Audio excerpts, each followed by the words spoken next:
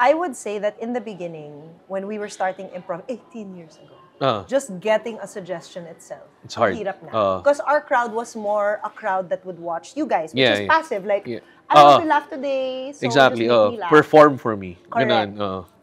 Correct. But thankfully, with this boom, we have found the crowd that wants to. Yeah. So, do they rebel?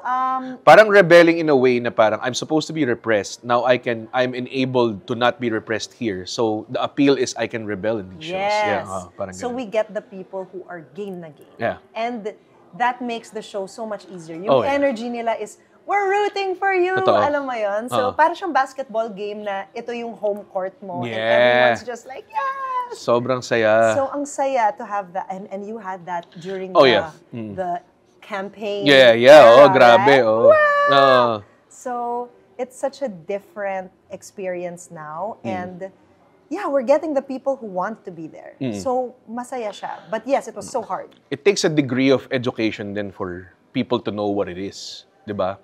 I would say yes and no. I mean like education about the what you're Topics. trying to do or parang gano'n. Ano ba ang rules? Yes. Pwede ba akong sumigaw lang ng suggestion? Ganong klase. Yes. Merong mga bago that we realized parang, oh, may hecklers din pala tayo. Yeah, okay. Kasi di nila alam kung kailan sila pwede magsalita. Gano'n. Oo. Yung parang habang nagpo-perform kami, sumisigaw, I love you, Monica! I love you, Ding Dong!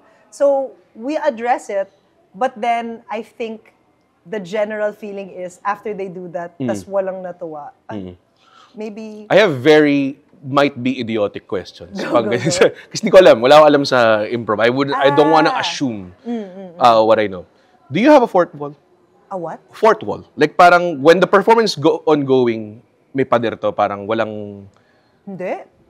So you acknowledge pa nagkasalita sila? Yeah, we acknowledge because we always tell them that you are part of the show. Okay, so the fourth wall is outside the venue. Yes, yes. Nandito kayo eh. Kayo yung nagbigay nito. Parang wrestling. Yan ang wrestling. Yes. The fourth, kasi people, suspension of disbelief, they boo the bad guys, but they know na he's not really evil, di ba? Parang alam mo yun. So, and we also have call and response games eh. Yung when we do this, you do this. Mag-cheer kayo kung tama siya. Okay. So very involved yung audience namin. And the show would run how long? It really depends. Usually, kung solo show namin, it's 2 hours approximately. Wow. But we've been adding a lot of new technological things in our shows that tend to... fun eh, no? Yeah. So when there's a big crowd, for example, vote on your phone. Tapos makikita mo yung votes nyo on screen. That we need to manage. It's amazing. Because it takes a little longer. Okay. Siyempre, you have to wait for the votes and Yeah, stuff like that. So mga 2 to 3 hours. That's how long it is. And it's energy up all the time. Energy up. Grabe. All the time. So kahit pagod na pagod kami after every show, pero sobrang hearts are full. Tingnan mo gaano kasulit. It's what I'm trying to say.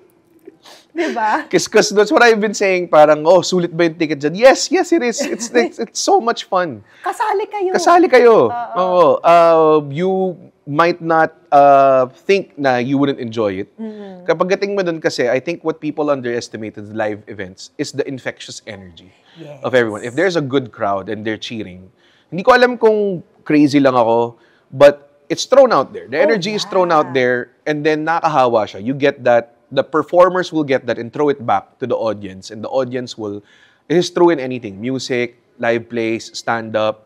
Pag merong exchange of energy, infectious yan. Hindi siya... Nag-circulate siya. Even when you go home, andun pa rin. Yes, you make each other happy. When you go home, you talk about this to your friends maybe, your family, or I can't believe the show that I was part of, ganyan-ganyan klase. Diba, aminin mo, when you get home after a great show, hindi ka makatulog. Hindi ako nakakatulog. Diba? Yeah, and my girlfriend is like, di ka pa pagod? Pagod na, pero pag humihiga ako, walang antok eh.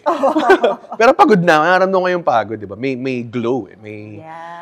And I think it's all because a lot of the energy you stockpile in your body or whatever. Diba? And you're thinking about it, yeah. and it makes you happy. Yeah. So there are so many aspects of improv where what happens is yung individual pagka-Filipino ng tao is what comes out in the group. Oh, okay. So I think the definition of being Filipino is kind of challenged when you do improv because may mga konyo kids kami, may mga not so konyo Yes. kids, may mga sobrang hindi konyo Yes, kid, like yes. Muman. Yeah. Alam mo yun?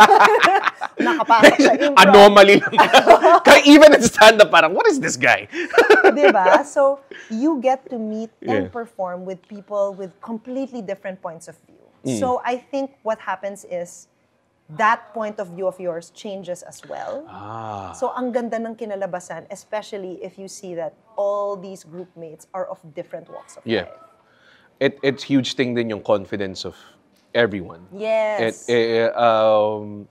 Do you have people na parang you feel like na day one, this will not survive? Oh my, yung sinabi ko sa'yo, yung level 1 na, Yeah, nagtatago. nagtatago. Sabi ko, shucks, how am I gonna get this person to come out of Yeah. their shell?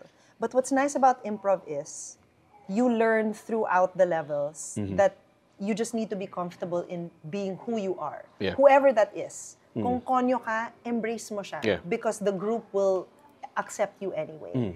So when you're able to showcase your true self, Yes. sobrang comfortable ka na. And then you become confident kasi, ito na ako eh. And that's You how you know? kind of have like a voice. Yes.